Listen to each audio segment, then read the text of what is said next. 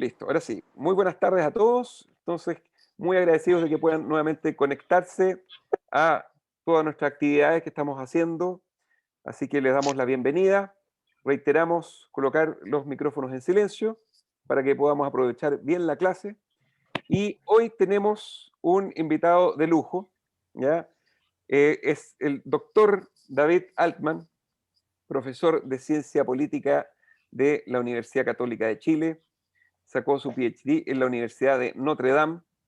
Eh, Tiene muchísimas publicaciones también, que yo creo que podríamos darlas para otra ocasión también, para que él nos pueda contar más incluso. Pero lo importante hoy, para presentárselo, es que no solamente, digamos, por su background de ciencia política, sino que por su pasión también por lo que es Israel y en este caso también el sistema político.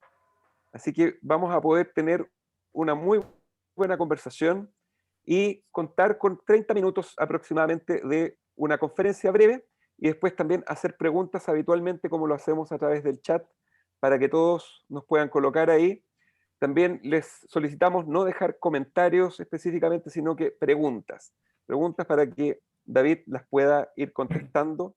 Así que, sin más, les damos la bienvenida a David y David, todo tuyo. Bueno, muchas gracias, Johnny, muchas gracias, Manuel. La verdad que es un gusto tener esta posibilidad de charlar con un grupo de amigos sobre esta situación que, bueno, la titulamos un poco a falta ¿no? de innovación, crisis de la democracia israelí, porque no se nos ocurría un mejor título, si se puede evitar una quinta elección. Evidentemente todo lo que vaya a decir es producto de una reflexión relativamente corta. Las elecciones pasaron hace pocos días y los escenarios están absolutamente cambiantes y estamos hablando de una realidad por demás fluida. Con el permiso de ustedes voy a compartir pantalla para así les presento, voy a hacer un raconto de cómo va a ser la presentación. Ustedes me dicen si la ven. Vemos la única pantalla. ¿Sí? ¿Johnny? Sí, la vemos ok. Ya, fantástico. Bueno, básicamente la presentación en estos minutos que mencionabas tú, Johnny, la voy a dividir en 7 grandes escenarios. Primero es una ubicación de la democracia israelí en el contexto internacional, dónde está parado Israel en comparación con otros países. Después voy a hacer muy brevemente una suerte de pincelada sobre el sistema de gobierno y sistema electoral israelí. Ustedes me sabrán disculpar, pero tengo el sesgo profesional de la ciencia política, entonces esto va a estar muy cernido desde esa perspectiva. Voy a hablar un poco de lo que creo que son los clivajes, las fracturas contemporáneas más importantes en la sociedad política israelí, una suerte de reducción de los grandes principios en pugna, una visión bastante panorámica sobre la evolución del sistema de partidos, algo de lo que está pasando hoy y eventualmente algo de los escenarios plausibles. Entonces, con vuestro permiso, empiezo hablando de que Israel como democracia efectivamente en su barrio destaca en cierto sentido, pero no, sin embargo, la democracia israelí todavía está muy lejos de puntear primera o en los primeros lugares del mundo por un montón de razones que voy a mencionar en un momento. De acuerdo a los 3 grandes índices contemporáneos que existen, que miden democracia, de acuerdo a estos índices, Israel está en una posición media. De acuerdo a Varieties of Democracy, sería la 41ª democracia que hay contemporánea en términos de cantidad o de calidad democrática. De acuerdo al The Economist, esta revista británica de enorme influencia, estaría en el 20 largo, 27, y de acuerdo a Freedom House, en el lugar 77 del planeta. Aquí en el mapa, simplemente en los mapas que les pongo en el de arriba, tenemos el estado de la democracia liberal. Tenemos mucha gente en sala de espera, Johnny. tenemos el mapa mundial del estado de la democracia liberal en el año pasado, donde, bueno, acá tenemos en nuestra América Latina el caso de Chile, Uruguay, Costa Rica, que puntean es una tríada muy clásica en la ciencia política comparada en América Latina. Lo mismo sucede de acuerdo al mapa de Freedom House, que es el de abajo, donde a mayor sombreado azul es el mayor nivel democrático, ¿verdad? En cuanto a Varieties of Democracy, que es un proyecto de investigación en el cual estoy muy involucrado, Israel aparece, como les decía, en la franja entre el 20 y el 30% superior de los regímenes del mundo. Pero claro, nosotros de forma muy reiterada escuchamos que Israel es la única democracia en Medio Oriente. Bueno, eso hay que agarrarlo con pincitas, porque hoy en día Tunisia virtualmente e Israel tienen virtualmente exactamente los mismos grados de libertad y niveles de democracia. Entonces, cuando hablamos hay que ser más cuidadosos cuando digamos la única democracia y así, porque no necesariamente, evidentemente es un barrio no tan democrático, pero sí es importante ubicarla en el contexto internacional, donde los países nórdicos en virtualmente todos los índices puntean primero en quizás todas las dimensiones de la democracia. Algunos países latinoamericanos, donde sobresalen la tríada que les mencioné, Uruguay, Chile, Costa Rica, e Israel ya viene aquí abajo en el lugar número 40 y tanto, ¿no? Israel y Tunisia, como lo ven. Si miramos, hacemos una perspectiva más histórica, la democracia israelí no parece estar cambiando de forma muy significativa. Acá estoy usando el índice de democracia electoral de Varieties of Democracy. Y bueno, y efectivamente tenemos dos grandes momentos, que es desde la independencia del Estado hasta mitad de los años 70, donde la democracia israelí parecía ciertamente incrementando año a año, pero de forma muy leve. Aquí la línea que ustedes ven es el promedio y la franja de flotación es el intervalo de confianza estadístico que tenemos con esta medida de acuerdo a este proyecto. Es decir, estadísticamente hablando, el rango de la democracia en el año 80 oscilaba entre 0.7 y 0.8. Entonces, el promedio es 0.75 y de ahí la franja. Ustedes dirán, bueno, ¿qué es lo que está pasando? ¿Qué es lo que ha pasado? Bueno, simplemente para dar algunas pinceladas, uno podría decir que Israel tiene debilidades importantes en cuanto, desde una perspectiva del análisis sistemático de los niveles de democracia, en cuanto a la libertad de asociación, en cuanto, aquí estoy poniendo solamente algunos de los criterios que típicamente se utilizan, por ejemplo, la protección contra en qué medida las organizaciones no gubernamentales y su financiamiento son libres de funcionar en el país, libertad de estar libre de apremios físicos, equidad frente a la ley en base a criterios de clase, etnia o lo que ustedes quieran, ¿verdad? Entonces por ahí vienen algunas de las debilidades, la censura, la autocensura, la censura militar. Bueno, son un montón de factores que por razones que podremos discutir después, pero algunas de ellas más que obvias, hacen de que evidentemente la democracia israelí no florezca como podría o como debería o como nos gustaría que sucediese. Para dar algunas pinceladas muy rápidas sobre el funcionamiento del gobierno, del sistema de gobierno y el sistema electoral israelí, acá es muy difícil resumir una historia de tantas decenas de años, sino miles, si uno mira la historia del pueblo judío en esta charla de breves minutos. La idea es charlar, justamente, pero sí puedo dar algunos grandes lineamientos de lo que es el Estado israelí, por qué tiene este gobierno. Primero que nada, es un régimen parlamentarista donde la elección y la supervivencia del poder ejecutivo depende pura y exclusivamente del poder legislativo. Parlamentarismo 101, o sea, puro parlamentarismo. La Asamblea, la Knesset, está constituida por 120 miembros y se necesitan 61 miembros para formar un gobierno funcional o por lo pronto para sobrevivir a un eventual voto de censura, que es una de las características del parlamentarismo, donde la supervivencia del poder ejecutivo depende, como dije recientemente, de la voluntad del poder legislativo. En grandes pincelazos, bueno, como en nuestros países existe un voto directo, secreto y en papel, no existe voto electrónico de ninguna naturaleza.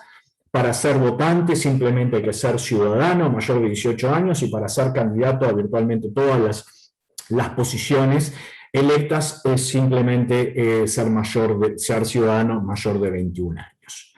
No existe voto extraterritorial, es decir, la diáspora israelí no puede votar desde otros países, salvo la situación muy particular de los diplomáticos, los marinos mercantes, y acá pongo entre un subparéntesis los colonos, ¿verdad? Si consideramos que los territorios ocupados no forman parte del Estado de Israel, entonces en Israel existe voto diaspórico porque esto sería una diáspora israelí. Pero es altamente discutible esto. En términos muy genéricos, hay tres pilares fundamentales.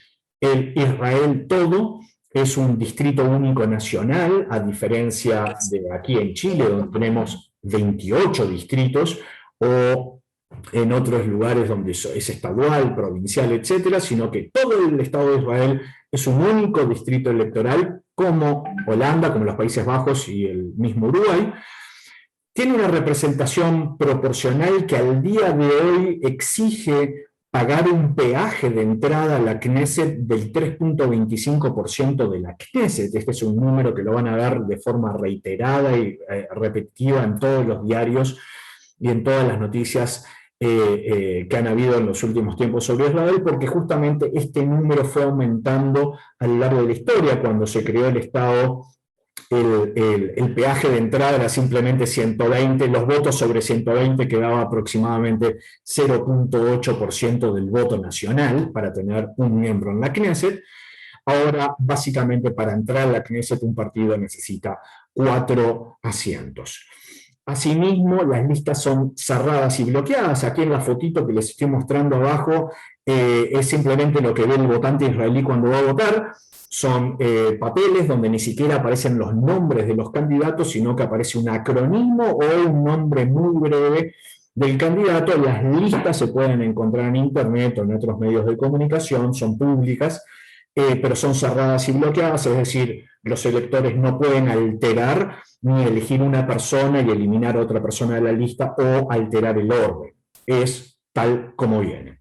La asignación de matemática, la distribución matemática de los escaños, se hace a través de un sistema que es el de D'Hondt, que en Israel se lo conoce como el Bader-Offer, que es una pequeña alteración muy breve del famoso D'Hondt, aunque entre el año 51 y mitad de los años 60 se usó otro que era un poco más benevolente con las listas minoritarias. Se permite, y esto es muy importante, acuerdo entre las listas para ver qué se hace con los votos sobrantes que no se asignan a bancas en específico. Es decir, por ejemplo, aquí hubo muchísimas alianzas entre partidos, por ejemplo, entre el Likud y el sionismo religioso, estoy hablando de nombres de partidos políticos, donde los sobrantes de uno se arreglaban entre los dos, iban para el otro en caso de no utilizarlos. Lo mismo pasó entre el Partido Laborista y la lista de Meretz, y así sucesivamente. Los partidos tienen ese permiso. Ahora, hablar de la política israelí hoy en día nos invita a abrir la puerta a estudiar un poco las grandes fracturas que hay en la sociedad israelí. Entonces aquí yo voy a hacer un ejercicio con ustedes, breve por cierto. Esto usualmente yo lo hago en un curso mucho más largo, estoy tratando de condensar mucha información en breves minutos. Pero básicamente, quiero mostrarles cuáles serían, a mi entender, las fracturas más importantes de las dimensiones que politizan la sociedad israelí. Esto es una interpretación personal y por eso lo pongo ahí explícitamente, pero es importante señalar que estas dimensiones son ortogonales entre sí, es decir, son perpendiculares. Uno puede ser mucho de uno y poco de lo otro, y así sucesivamente. Quizás el primer gran quiebre que hay en la sociedad israelí es básicamente sobre el conflicto palestino-israelí, y hay dos posturas, una que es maximalista y otra es mucho más a favor del compromiso. En términos de la mayoría judía, uno lo puede a veces asemejar a los términos halcón paloma, y básicamente se refiere a la política territorial, y esto involucra colonias y otros asuntos. Esto es lo territorial. Hay otro clivaje que tiene mucho que ver con lo étnico, ¿no? Lo judío y lo no judío. Acá no estoy hablando de lo no judío como lo palestino, porque vamos a ver, lo voy a desglosar un poco más. Estoy hablando simplemente de un corte muy brutal entre lo que es lo judío y lo no judío, el corte étnico. Hay un corte religioso, entre lo secular, hay unas tensiones muy grandes. De vuelta, que uno está al lado del otro no significa que vayan de la mano, sino que son clivajes ortogonales. Estamos hablando de muchas dimensiones, lamentablemente en un espacio de 2 dimensiones como la pantalla que ustedes están viendo, no se podría representar de otra forma. Y está la famosa división que tenemos en todos nuestros países, que es el distributivo, si quieren, económico, izquierda-derecha, que es en qué medida el Estado tiene que intervenir y regular en la economía. Divide mucho. Un clivaje nuevo que está apareciendo en Israel hoy en día y que ha politizado esta última elección en particular es el tema de género, es el tema de lo tradicional versus la sensibilidad de género. No carezco de mejores nombres por el momento, pero por eso está punteado, porque es algo que se está formando, se ve y politiza. Evidentemente, cada una de estas puntas se puede subdividir de forma muy importante, pero aquí, por ejemplo, les muestro una primera imagen de lo que sería la primera gran división dentro de la subdivisión étnica, ¿no? Lo judío, por lo pronto, se puede dividir en 3 grandes familias o 3 familias fácilmente identificables, que es el mundo mizrají o oriental, que está compuesto por lo pronto por 3 grandes familias, que son los judíos que vienen del mundo del norte de África y Medio Oriente. Tenemos el mundo yemenita, que difiere en sus tradiciones, inclusive en su slang, en la forma de hablar hebreo, en su liturgia del mundo de Medio Oriente, y toda la cuestión que vienen los faradí, ¿no? que acá tenemos comunidades inclusive en nuestra América Latina, pero entrarían dentro de ese contexto. Obviamente tenemos la minoría etíope dentro del contexto judío, que si bien es una minoría compuesta por 150.000, 200.000 personas, sigue siendo un porcentaje relativamente menor, es una minoría fácilmente identificable y donde hay tensiones dentro de la sociedad israelí en cómo se relacionan con los Bet Israel, y el mundo ashkenazí, que para hacer la cosa muy, muy brutal lo divido entre los rusos, justamente porque con la caída de la Unión Soviética llegó 1 millón y tanto de personas de la ex Unión Soviética, y el resto. Dentro del no judío, un poco para hacer el opuesto, ¿no? Dentro de este mismo clivaje étnico tenemos también 3 grandes grupos fácilmente identificables. Tenemos el mundo palestino, que a su vez se puede subdividir entre lo musulmán y lo cristianos. Esto se ve de forma muy evidente en Nazaret, por ejemplo, ¿no?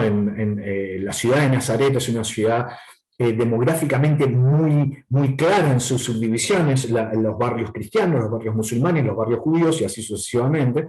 Tenemos lo druso, que es una minoría con una religión independiente, a pesar de que son árabe parlantes, con tradiciones muy identificables, activos en el ejército, en las fuerzas de defensa de Israel.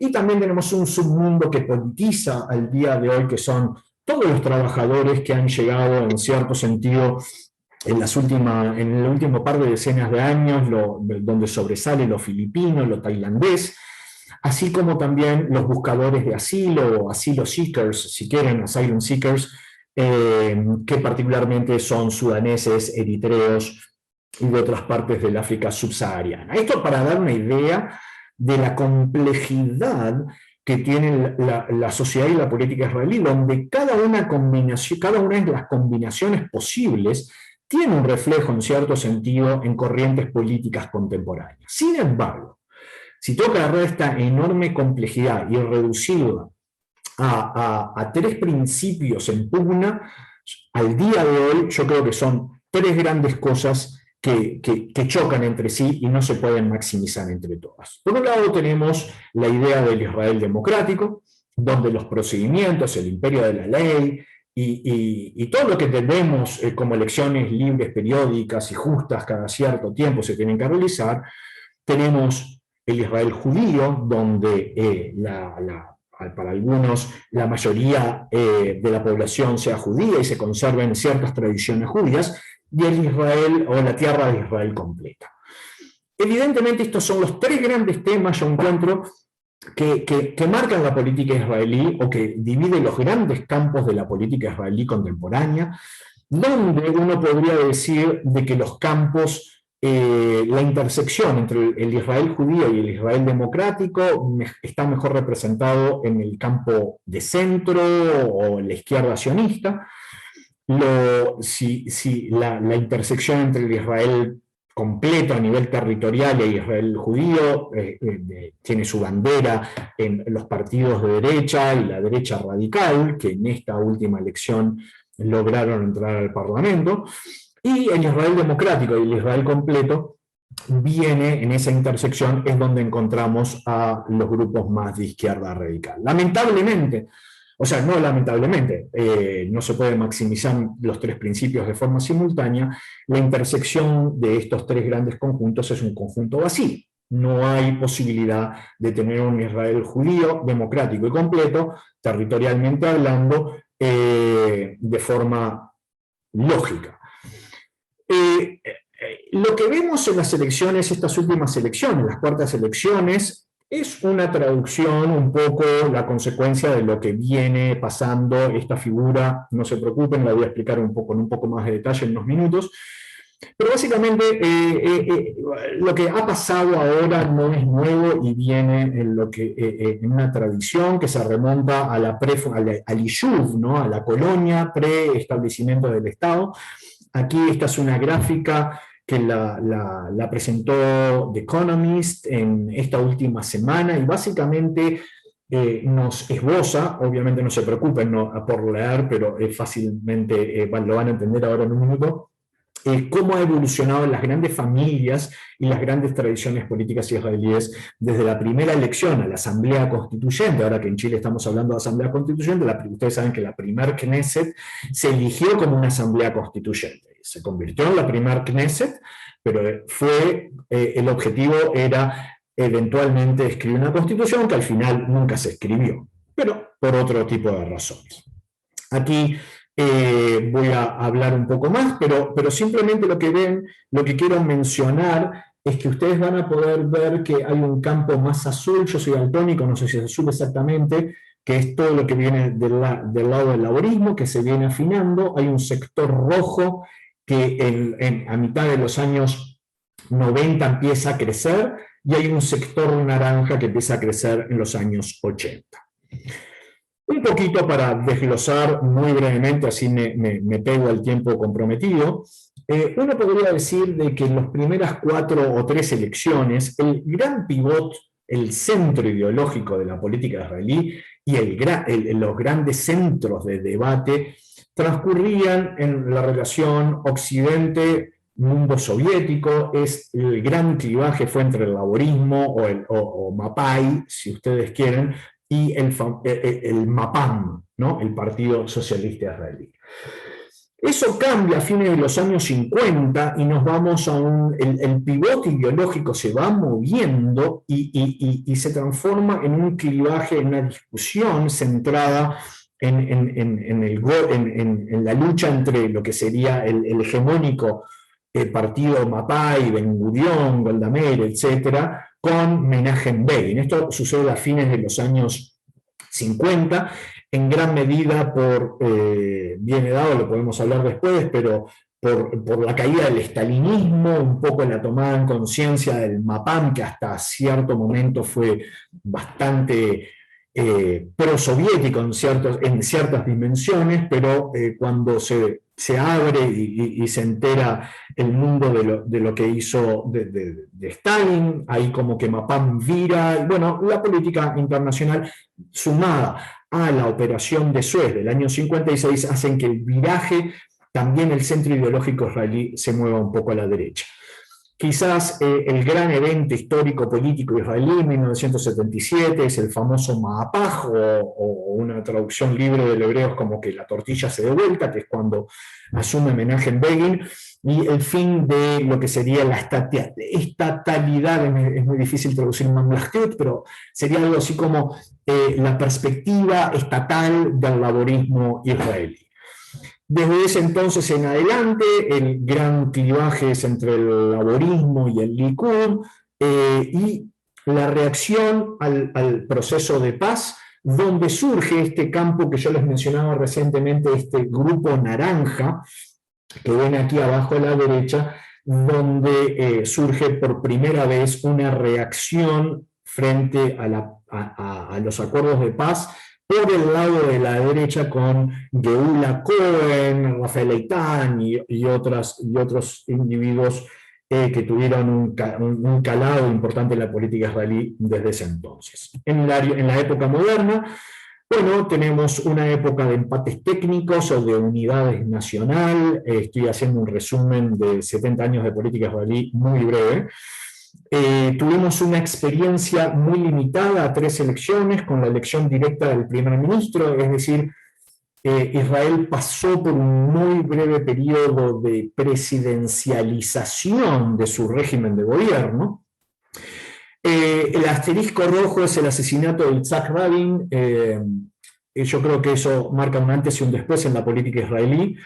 Y desde ese entonces podríamos hablar que el pivot se mueve inclusive un poco más a la derecha, donde el gran debate, y acá es donde surgen las franjas moradas, esta zona con Shimoni en el año 2003, el centro israelí empieza a tomar mucho más calado a costa del laborismo israelí, y el centro gravitacional, para poner un nombre de la política israelí, se mueve inclusive un poco más a la derecha.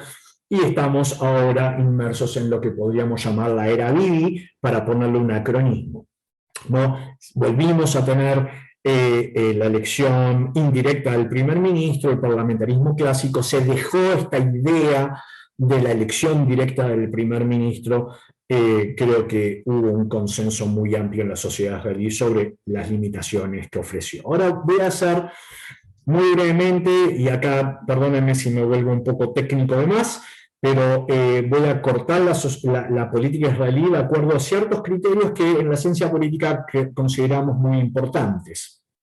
El primero, el gráfico a la izquierda, de vuelta, la línea negra gruesa representa el evento real, y la línea punteada es la línea de regresión o el modelo estadístico que habla de las grandes tendencias. La franja un poco más gris que ustedes ven, de vuelta, es el rango de confianza que tenemos sobre el movimiento que hay en esta línea negra, ¿verdad? Y acá claramente en la primera que ven a la izquierda es la participación electoral, así como en las mayorías de las democracias contemporáneas se nota un cierto declive en la participación electoral. Israel pasa de tener casi un 85% de participación o más en sus primeras elecciones, a tener un 65% aproximadamente, un 2/3 de la población, de la ciudadanía votando. Esto no es algo único de la sociedad israelí, es algo normal. Lo que sí llama la atención es el gráfico de la derecha, que es el número efectivo de partidos políticos. El número efectivo de partidos políticos es el promedio ponderado del tamaño de los partidos políticos que hay en el Parlamento en un país determinado, en un momento determinado. Lo que vemos acá es que hay una mayor fragmentación, es decir, si tenemos 2 partidos idénticamente iguales, el número efectivo de partidos es 2. Si tenemos 3 partidos, cada uno con 1/3, es 3. En la medida que este número crece, significa que hay una mayor fragmentación del sistema de partidos y, consecuentemente, a la hora de construir coaliciones, esto ofrece una dificultad mucho más grande. Lo que vemos es que aquí hay un cambio estadísticamente significativo. Israel está en un movimiento increciendo de fragmentación política, de fragmentación partisana, y al día de hoy, si bien no estamos en el momento más fragmentado de la historia israelí, estamos en el segundo momento con mayor fragmentación política que ha habido desde la creación del Estado. Hay otras medidas que nos llaman también poderosamente la atención, y la primera es lo que conocemos en la disciplina y en las ciencias sociales como la volatilidad electoral. La volatilidad electoral es el cambio neto que hay entre una elección y otra de gente que cambia de partidos políticos. Esto es siempre un piso y no es un máximo, o sea, podría ser más aún. Pero básicamente, si un partido en una elección tenía 10 votos y en el otro tenía 20 votos o 20%, duplica y aumenta la volatilidad electoral. Esto es una medida un tanto que hay que tener un tanto de cuidado cuando se interpreta, porque lo que sí sabemos es que una muy baja fragmentación electoral y una muy alta fragmentación electoral son muy dañinas para la supervivencia democrática. Y Israel ahora estamos en el momento con mayor volatilidad electoral de su historia, y esto es una luz amarilla en este semáforo que nos dice ojo al gol, porque acá puede estar pasando algo que es, entre comillas, peligroso. Es decir, el cambio radical constante, la búsqueda de nuevos horizontes políticos nos dice que algo malo está pasando, así como el congelar las opiniones de la sociedad también nos dice que algo malo está pasando y que el sistema no puede absorber cambios en la opinión pública.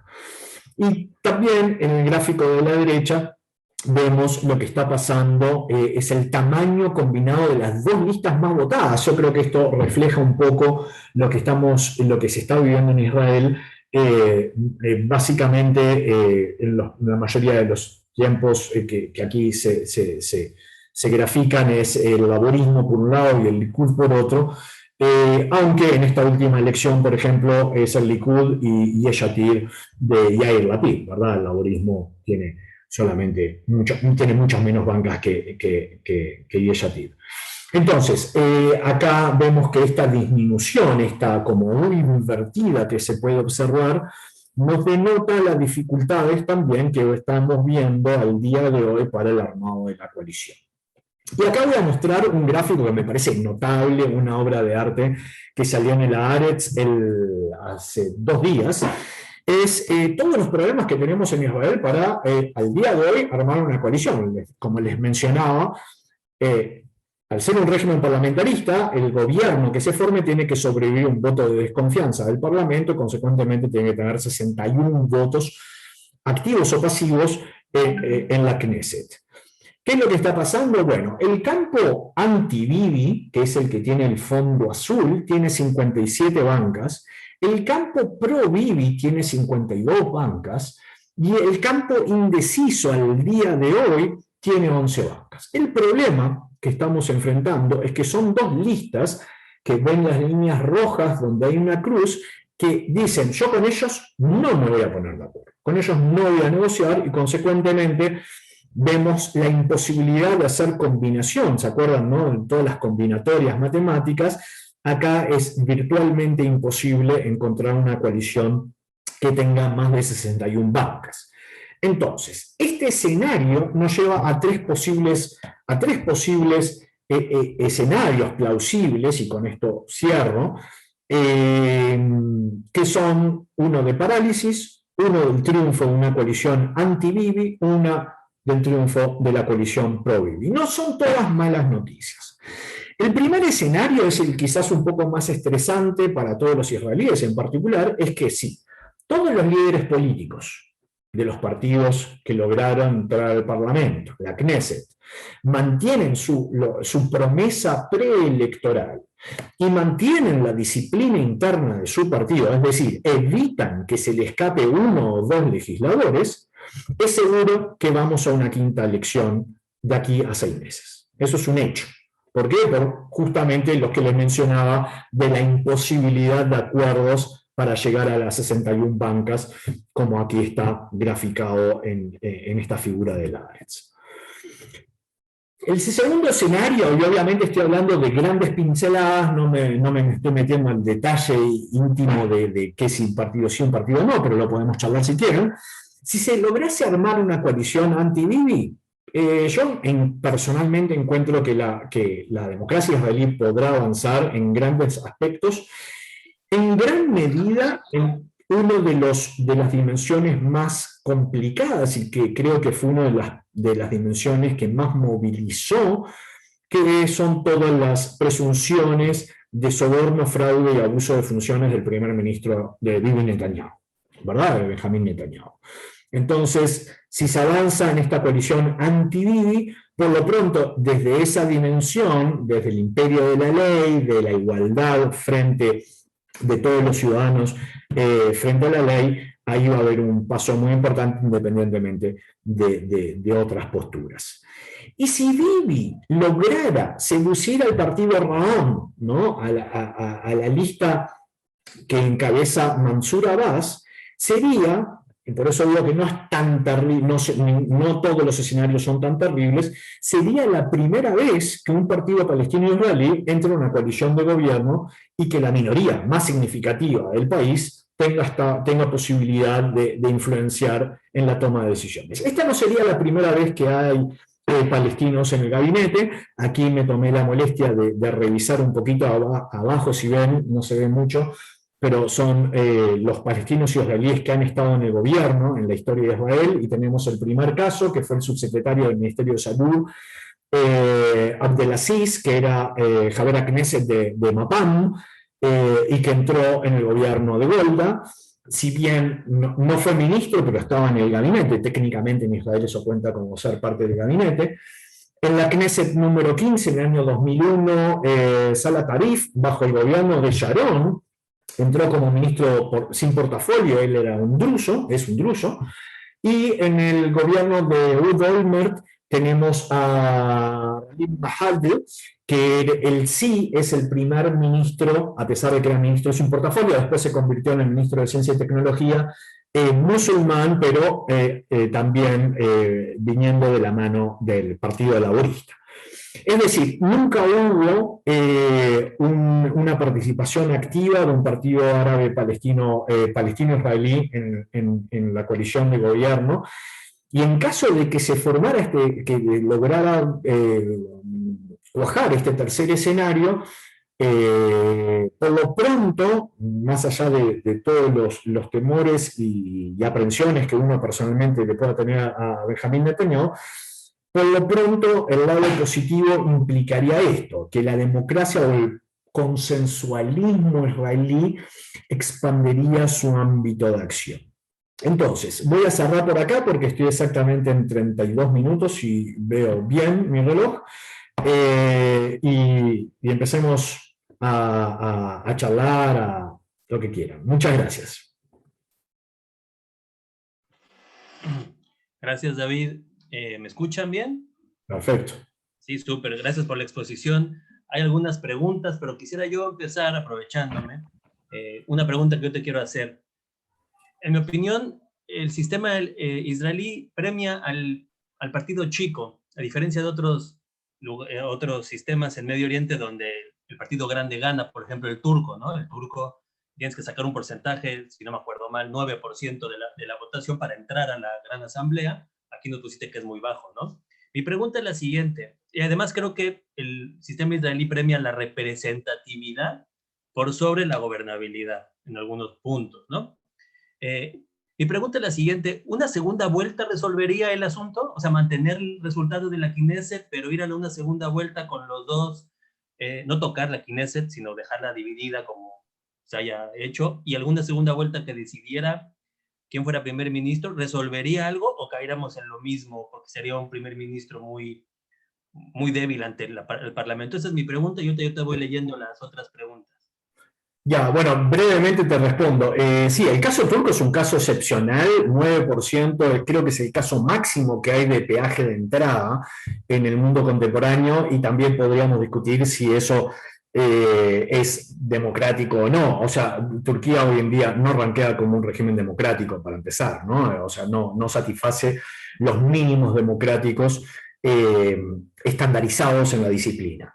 En cuanto a la tensión que hay entre la representación proporcional y la gobernabilidad, sí, tenés toda la razón. En Israel, así como en otras democracias contemporáneas, te diría que en la mayoría de los países nórdicos, Uruguay, Costa Rica, inclusive gran parte de la discusión que tuvimos en Chile, se premia un poco más la representatividad que la gobernabilidad. La tarea de las autoridades que elegimos es ponerse de acuerdo y en gran medida es importante que haya justicia distributiva y creo que el Yishuv, cuando crea el Estado de Israel, by default, asume la representación proporcional porque es el lugar del equilibrio político más importante. La gobernabilidad es muy discutible, cuando hay más, cuando hay menos, pero la representación proporcional es algo que hace mucho sentido a la hora, bueno, si vos tenés el 20%, te toca el 20%, si tenés la mitad, te toca la mitad y así sucesivamente. No en vano, en el mundo económico, en las acciones, por ejemplo, funciona con representación proporcional. Vos tenés tantos votos como acciones tengas en X empresa. Porque es un punto que se llama, en las ciencias sociales, un punto focal. Y eso promueve la estabilidad a pesar de que todo lo que tú dices muy correctamente de la inestabilidad política. En cuanto a la segunda vuelta, es difícil hacer un escenario de qué podría pasar en un futuro. Justamente nosotros en las ciencias sociales somos buenos explicando, pero somos muy malos prediciendo qué podría pasar frente a X escenario. A eso no nos va bien en general, a mí tampoco. Y personalmente creo que no solucionaría mucho, porque si bien te dicen, bueno, no, que sea Yair Lapid o que sea Bibi, acá la decisión es una decisión de sensibilidad que la tiene el presidente de la República, Rivlin, y no me gustaría estar en sus zapatos, por cierto. Y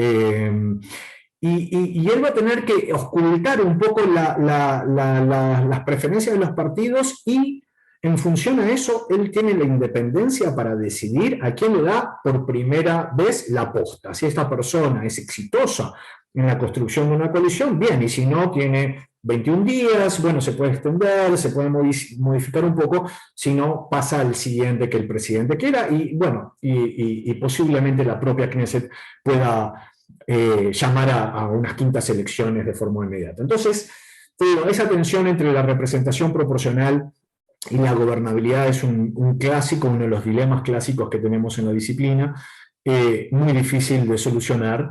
Que se favorezca a los partidos chicos, bueno, no, se favorece el tamaño justo. O sea, si vos tenés el 2%, te corresponde el 2%, aunque obviamente la barrera de entrada, justamente para evitar un tanto la fragmentación tan espeluznante que venía creciendo en Israel, es que se va subiendo la barrera de entrada. En las democracias occidentales liberales que cumplen con todos los estándares, el máximo tiende a ser el 5%. Esto es Alemania Federal, esto es Nueva Zelanda y algún otro país. Pero en otros lugares no es así. En el Uruguay, por ejemplo, para tener un parlamentario necesitas el 1.01%. ¿Por qué? Porque tenés 99 miembros en la Cámara y se divide el 100% entre eso, básicamente es un 1 punto poco. El peaje de entrada, para poner un nombre, ¿no? medio vulgar, pero este peaje de entrada es mucho más barato que el caso israelí, y ni que hablar que el caso alemán, y ni que hablar de lo que tú mencionas del caso turco, pero el caso turco yo lo dejaría un poco de lado porque justamente creo que es difícil defender su carácter democrático. Perfecto, muchas gracias. Mario, David nos pregunta, ¿hay algún paralelo con lo que sucede hoy en Chile? Me imagino que se refiere un poco a esta crisis política del sistema. ¿Tú ves algún paralelo entre lo que pasa en Israel y acá? Bueno, a ver, es bien difícil de responder esa pregunta, sí, es una muy buena pregunta, ¿no? ¿Cuáles serían los lugares comunes? Yo creo que en algunos sentidos sí, en la medida de que aquí estamos pero es algo muy constante en Israel, que es esta sensación de que nos jugamos el todo o el nada, ¿no? En Israel hay una cuestión de pasión política que viene influenciada por miles de años de diáspora y un montón de otras cosas que tangencialmente toqué. Pero efectivamente, en cada movida uno siente o ve que los militantes ven que se juegan la vida. Y hoy en día en Chile hay, en algunos aspectos, yo creo que hay algo de eso, ¿no? De sentir de que estamos jugando el todo o el nada, cosa que puede ser un error de interpretación de lo que estamos viviendo, justamente en la medida de que los cortes y los cruces que hay en Chile son, entre comillas, más acotados de la complejidad y la multidimensionalidad israelí.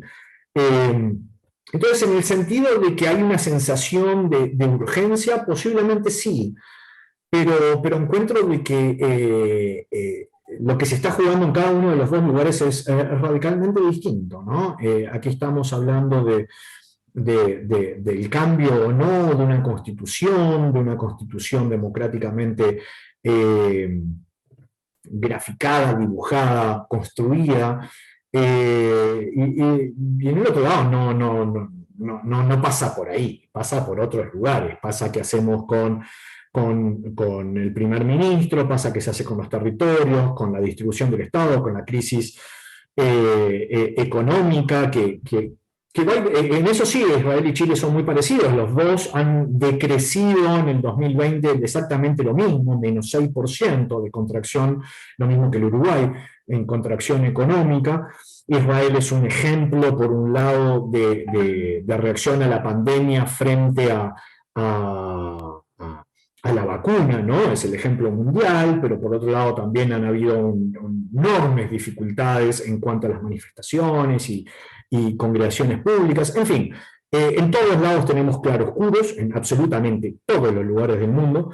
Israel no escapa a esa norma y bueno, como cualquier otro país, tiene los claroscuros. Creo que es eso. Perfecto. Aquí Emilio Kreiser nos pregunta, y creo que es una pregunta interesante, ¿por qué no puede haber un gobierno en minoría?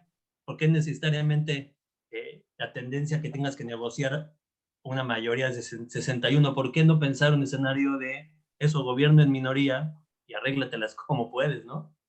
Bueno, sí, puede perfectamente haber. Han habido gobiernos de minoría y en otros regímenes parlamentaristas han habido gobiernos de minoría.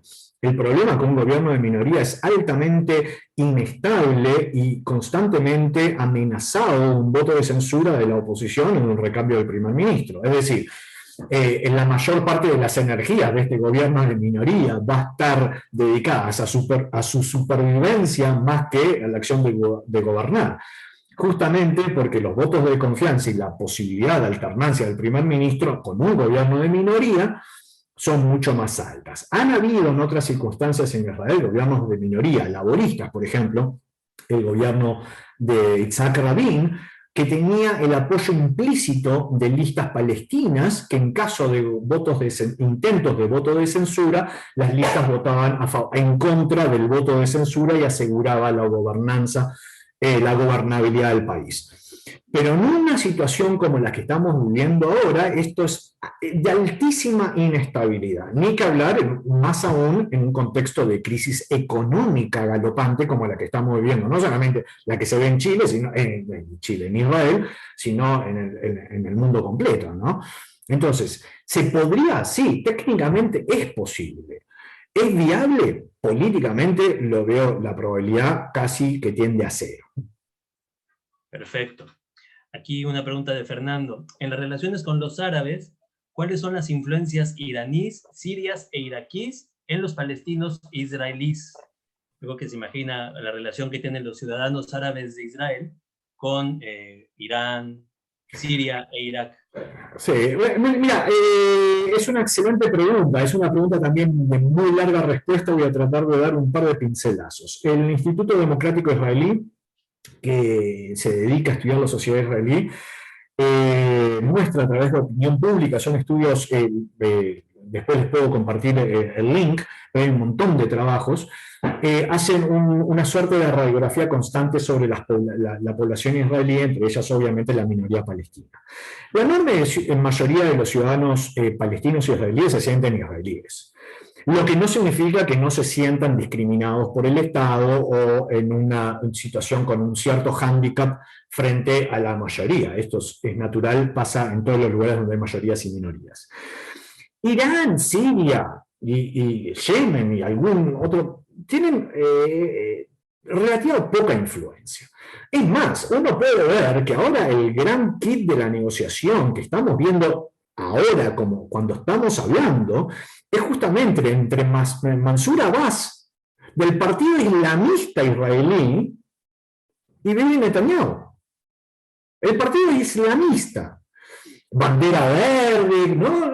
Clásico islamismo. Lo que pasa es que el islamismo israelí es bastante más moderado que el islamismo iraní. ¿Jamás tiene injerencia? Bueno, sí, uno podría pensar, y acá hay varias notas en los últimos días que han habido en la prensa israelí, sobre en qué medida el Hamas hoy en día puede tener influencia sobre la construcción del gobierno del Estado de Israel. Y la tiene, en cierto sentido, pero de forma muy indirecta. ¿Por qué? Porque Mahmoud Abbas es posiblemente uno de los líderes políticos israelíes más pragmáticos que se puedan ver. Él no está hablando con Bibi sobre si Israel tiene que ser un Estado binacional. No, él quiere políticas prácticas para la población árabe, para la población palestina, en relación a salud pública, desempleo, educación. Un tema muy importante, y por eso lo mencionaba en el momento que hablaba de los clivajes, en cuanto a la violencia de género. La sociedad palestina es una sociedad que tiende a ser un poco más tradicionalista, consecuentemente hay sectores más vulnerables, aunque mayoritarios, que están sometidos a ciertas tensiones de violencia intergrupal. Lo mismo pasa en la sociedad judía, no cabe la menor duda, pero en la Palestina la violencia es un tema, la violencia interna, la violencia de género entre ellos. Y entonces es mucho menos big politics y es mucho más política pública inmediata de solución a problemas prácticos que tiene la sociedad palestina. Y de vuelta, Mansur Abbas es islamista, es el ala moderada del Hamas en Israel. Y bueno, y ahí está negociando con Benjamín Netanyahu, así como lo escuchamos. Sí, increíble eso. Y también, si me permites agregar, todavía tendremos que reflexionar más sobre la israelidad de los grupos no judíos en Israel, ¿no? Parece que no pueden jugar con series. En el análisis a veces se nos da eso, y realmente yo cuando escuché a este líder islamista, está hablando en hebreo, un hebreo que yo le envidio, ¿no? Y además está diciendo que sí, soy árabe, soy musulmán, pero soy ciudadano de Israel, ¿no? Entonces, regresarles la posibilidad de ser israelíes también al no judío de Israel me parece un buen paso. La familia... Absolutamente, y por eso mencionaba muy brevemente, sería la primera vez que hay un gobierno de Israel con un partido no judío israelí tal cual y explícitamente. Obviamente le va a pedir un par de ministerios, por lo menos yo le pediría un par de ministerios a Bibi. Si me tocara a mí, si yo fuera Abbas, yo le diría, no, bueno, dame el Ministerio de Salud y dame el Ministerio de Educación. Obviamente no son ministerios caros, entre comillas, no creo que se los dé eso, pero estaría sentado en el gabinete de par y par, y eso sería un cambio revolucionario dentro de la política israelí. Completamente de acuerdo. Y la familia Wenger nos pregunta, ¿los opositores de Bibi, ahí viene la pregunta, ¿lo son por la corrupción de lo que se acusa o hay otros problemas políticos de otro tipo? O sea, ¿cómo tú analizas la oposición a Bibi? ¿Más por su corrupción, que ha perdido aliados, o realmente es una postura ya más ideológica y de ideología política? Es que es una excelente pregunta, pero es virtualmente imposible de responder, porque yo creo que acá lo anti-Bibi es una confluencia de factores donde evidentemente tenemos el problema de la Procuraduría General del Estado, como sea la traducción libre. Tenemos casos y hay información bastante fuerte sobre soborno, fraude y abuso de confianza por parte del primer ministro, particularmente con Yediot Ahronot, que es uno de los diarios de mayor tiraje de Israel, con Besek, una de las grandes empresas israelíes, tráfico de influencias, en fin. El procurador general, la evidencia es clara y hasta ahora Bibi ha sorteado justamente jugando con el reloj electoral. Esa es una de las virtudes que tiene el primer ministro israelí, no sino la oficina del primer ministro israelí. Y por supuesto, el propio Bibi tiene un grado, es una persona brillante políticamente, no me cabe la menor duda al respecto, pero genera anticuerpos, como cualquier líder de ese calado, ¿no? En cualquier país del mundo. Obviamente hay una cuestión de, entre comillas, guata, como se diría aquí, de guts, como se diría en inglés, pero sí, hay reacciones, hay sensibilidades que toca, y ni que hablar de cuestiones ideológicas, de poco compromiso, hay una situación con la población, con las minorías étnicas, no solamente la palestina, sino la etíope y otras más, que son altamente identificables y altamente sensibles a estos ires y venires del primer ministro. Entonces, para resumir esta respuesta, es imposible decir, yo creo que es un grupo de factores que, de acuerdo a la persona que tomamos en consideración, van a impactar más unos que otros, pero es un cóctel bien complejo de la sensación, la reacción que genera el primer ministro. Perfecto. Y la última pregunta, te la quiero hacer yo muy rápido. Esto desgasta mucho, yo creo, ¿no? Ir tanto a votar. ¿En qué momento la gente que gobierna se pone a gobernar y no está calculando cosas electorales, ¿no? ¿Tú ves que irremediablemente se desgaste la confianza del israelí entre los más jóvenes, quizá, en estar yendo a votar tantas veces y que no se resuelve el asunto? Es una pregunta bien compleja. Sí y no. Creo que acá en Chile nosotros somos los menos propicios para hablar de ir a votar mucho. Este año creo que vamos a tener que ir a votar como 7 veces, ¿no? En total, porque tenemos ahora constituyente, concejales, intendentes, gobernadores, segunda vuelta gobernadores, primarias presidenciales, senado, diputados presidenciales, segunda vuelta presidencial, todo este año.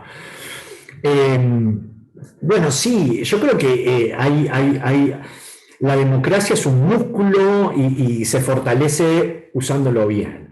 Ir a votar muchas veces tiene sus costes, efectivamente lo vemos a nivel de la participación, ¿no? de cómo ha sido la evolución, pero todavía es bastante inmune la población en términos generales y en los grandes pincelazos, a pesar de que es mucho más bajo de lo que pasaba en los años 50, en los años 60, eso no cabe la menor duda. Pero creo que es tanto lo que hay en juego que la posibilidad de ir a votar supera los costos de ir a votar. Pero efectivamente hay grupos de la sociedad muy, muy claramente identificables, como los jóvenes o las minorías, entre ellos la población palestina, que son los que más sufren.